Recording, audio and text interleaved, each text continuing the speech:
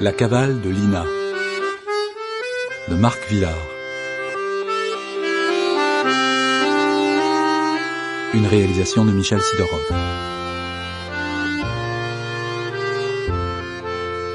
Avec Hélène Lausser, François Sienner, Jean-Claude Durand, Charlie Nelson, Roland Timsit, Bernard Gabet, Evelyne Guimara.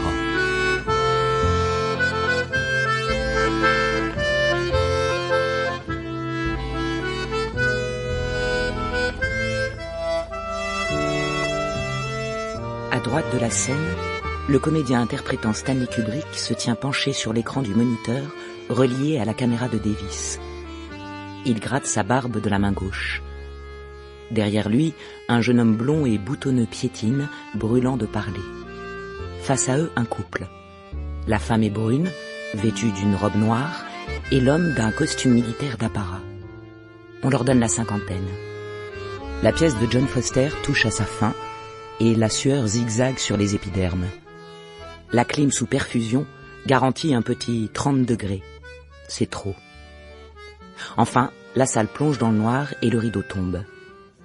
Les 62 spectateurs installés devant La première mort de Stanley Kubrick au Théâtre Ovale se lèvent, applaudissent et rappellent par 3 fois les comédiens.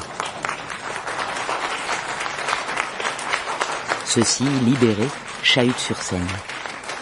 Il s'agit de la dernière représentation du Off d'Avignon. Dans les théâtres alentours, c'est aussi la fin d'un cycle. La satisfaction d'en finir est présente dans les têtes, mais la nostalgie des rues surchauffées de la ville y tient déjà sa place. La salle se vide peu à peu, et les comédiens, flanqués du staff de la compagnie, improvisent un pot sur scène, alignant des bouteilles de rosé et des bols d'olive sur une table à tréteaux. Ils sont tous originaires de Pordic, en Bretagne, et leur compagnie théâtrale a dû batailler ferme pour organiser ses 20 représentations au festival. Le Théâtre Ovale est situé tout au bout de la rue des Teinturiers, qui ce 30 juillet fermente sous le cagnard. À 22h, ils mettent un terme aux festivités. La plupart gagnent un appartement de location, le pas incertain, pour préparer leurs sacs, car ils rentrent dès le lendemain par le TGV avec changement à Paris, puis direction Rennes et Pordic. Fanny est chargée du dernier ménage de la salle avant restitution des lieux. C'est une petite brune de 25 ans, aux yeux effarés et aux joues creuses. Elle saisit un aspirateur pendant que ses amis franchissent la porte du théâtre en rotant. Parvenue à la 5e travée, elle éteint le tornado étincelant et décide de se boire une bière, une 16 en boîte.